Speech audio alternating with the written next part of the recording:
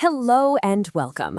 I am a hotel AI expert, and I've spent my career supporting modern hospitality operations. I'm so pleased to welcome all of you, the students of Europe Hotel School, to your online learning journey.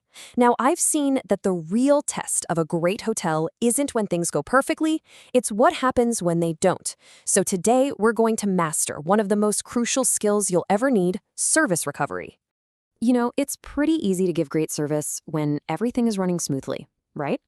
But your true professionalism, your real commitment, that's revealed when something goes wrong. And in today's global hospitality world, mastering these moments with international guests, well, that's what's going to set you apart. This is exactly where you get the chance to shine. So, here's our game plan, our professional playbook for handling these situations. We'll start by understanding the cultural crossroads. Then, we'll dive into the art of listening and how to craft the right solution. We'll also tackle some of those really difficult moments. And finally, we'll see how you can turn a problem into unshakable guest loyalty. Okay, let's kick things off with the most important idea of all. In a global hotel, there is absolutely no one-size-fits-all solution. Why not? Because culture, it's like an invisible script that quietly shapes every single guest's expectations and reactions. Think about a really common issue, like a delayed check-in. For a guest who comes from a culture that really values precision and punctuality, this delay can feel like a huge service failure.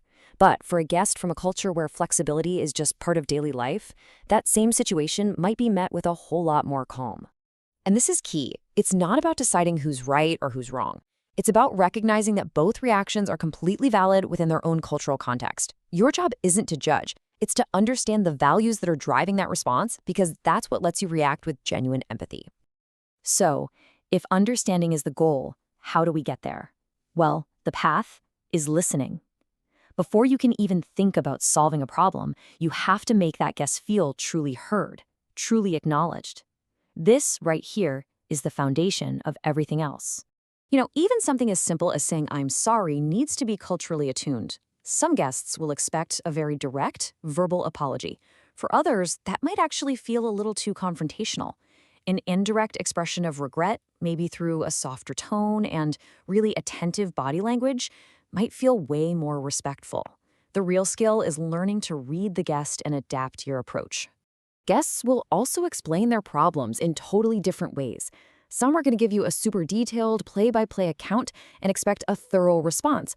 Others might be very brief, expecting you to kind of read between the lines. And some guests might be very emotionally expressive, not because they're furious, but because that's just a natural part of their communication style. Your job is to listen patiently, and I mean without interrupting, to what's being said, and just as importantly, to what isn't. No matter what culture they're from or how they communicate, empathy is the universal key that cuts through all the misunderstanding. When you show it through careful listening, you can de-escalate almost any situation and make a guest feel truly seen. Okay, so we've listened, we've shown empathy. Now it's time to shift gears from feeling to fixing. Let's walk through the action plan for crafting a solution that doesn't just solve the problem, but also feels fair and right to the guest. Here it is, the core process. Think of this as your playbook for pretty much every situation. We've talked about acknowledging and listening. Next up is explaining what happened with clarity, offering a fair remedy, and this is so crucial, following up to make sure the guest is happy. This structure gives you confidence, even in the most stressful moments. So, what does the right remedy actually look like? Well, it totally depends on the guest's perspective. Some people value practical solutions, a room upgrade, waiving a fee. For others, a symbolic gesture, like a handwritten note or a small, thoughtful gift, can be so much more powerful. The trick is not to assume. Watch, listen, and if it feels right, even ask what they would find most meaningful. And please, always remember this. The sincerity and the speed of your response often matter so much more than the dollar value of whatever you're offering. A quick, heartfelt action shows respect and care, and that feeling, it's priceless.